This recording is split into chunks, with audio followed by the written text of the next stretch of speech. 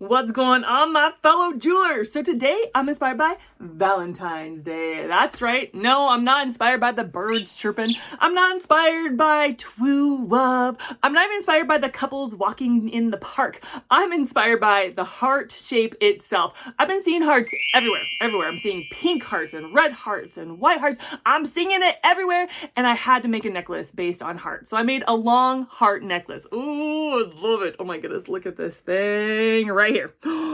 I like the big heart. I like the small heart. I like the pink pearls.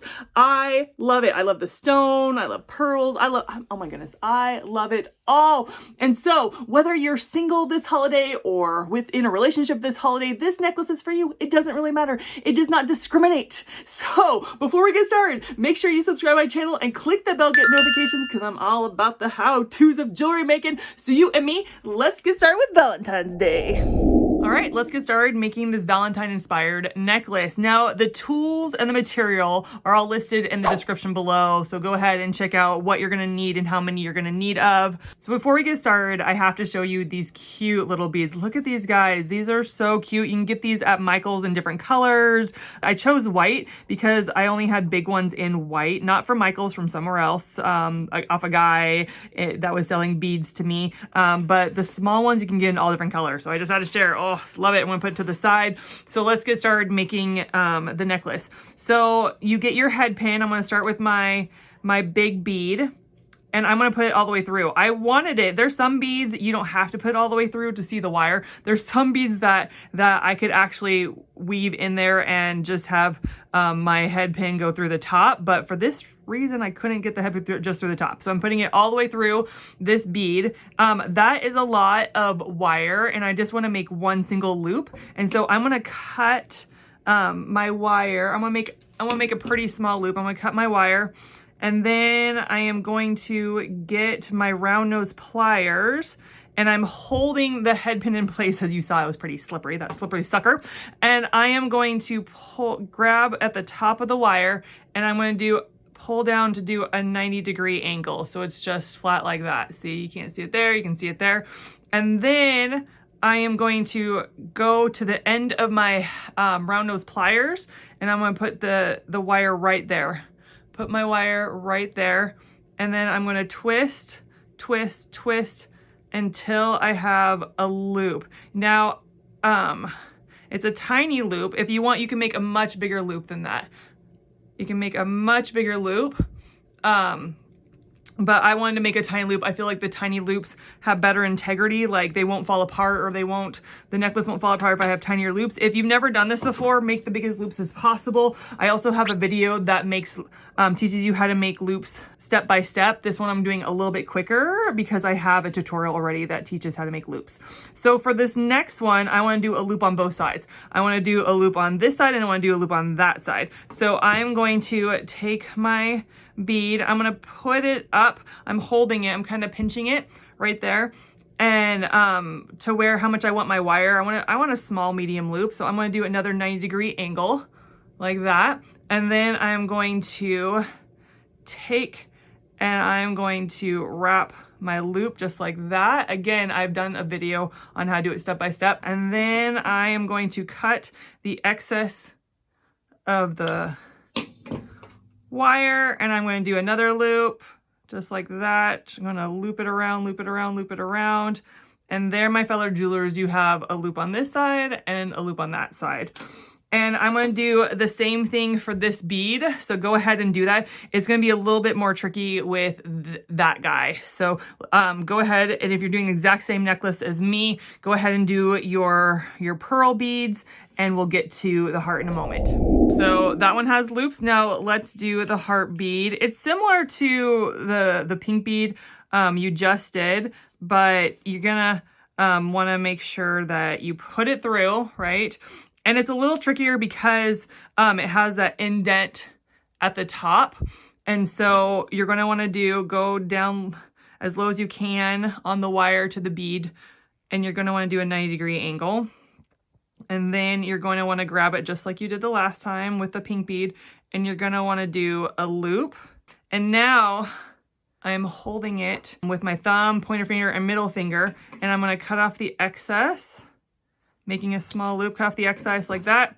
We're gonna do another 90-degree angle. My bead is running away from me. Oh, don't go off the table. And then I am going to take it, gonna go, and I'm gonna loop it around, loop it around, loop it around. And I have a loop on this side and a loop on that side. Yes. And now we got to hook the beads together. Let's hook these guys together. So you can hook it any way you want. What I do is I usually do the bottom one first. So I'm going to open up my loop right there. And then I'm going to hook it in to the bigger bead like that. And then I'm going to close up my loop. Now the thing is, you want to make sure that your loop is completely closed, that it's touching each other, because your necklace will fall apart. This bead will fall out. You want your wire to be touching like this. Don't have your wire touching like across like that. When they're touching like this, it's less likely to fall off. When you put your wire and you kind of cross it, and it's not really close, and so these things can fall off. So when you close up your wire, you want it to be touching the other wire, not crossing the other wire. Tell me if that makes sense in the comments below. If not, I will try to explain it better the next time. Ha ha ha. So I'm gonna open this up. I'm gonna open my bottom of my heart up. And I'm going to put my bead on, and then I'm going to close this up, and I'm just going to do the same thing with this guy. Simple as that. I'm not going to do this top because of the indent in there.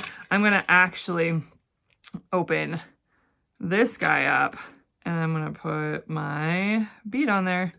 Oh, it's coming together. It's coming. Oh my goodness. Look at that. Oh my goodness. I'm in love. I'm in love. Now we got to put the chain on. This chain is 37 inches long. And it's really easy to hook on, okay? It's super, super easy. You don't need a jump ring. You can if you want to use a jump ring, but you're gonna get both ends. I'm making lots of noise. You're gonna get both ends, and you're gonna open this up and just put both ends on. So I'm going to open this loop on. It's super easy. And I'm going to put one link in, the other link in. It doesn't matter which one goes first, just as long as you put the last link on both ends, and you're gonna close. It jumped out.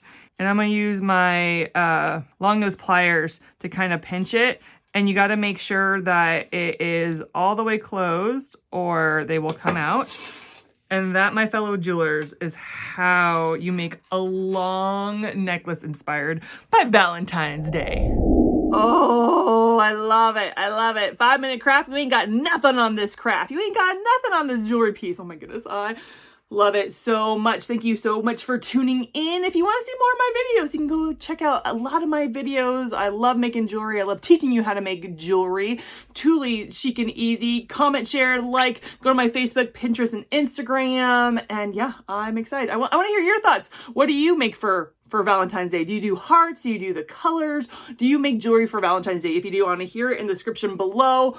Before I go, you know I love praying for my viewers. I love praying for you.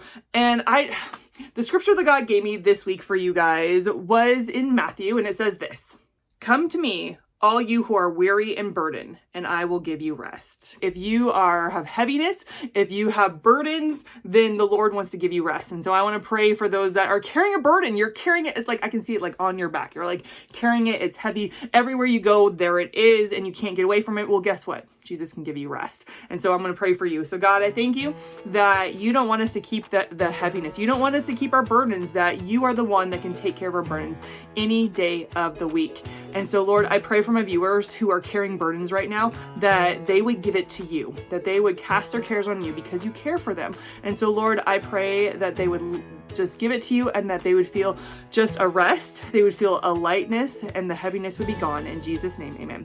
All right, guys, thank you so much for tuning in, and I'll catch you on the next video. Bye!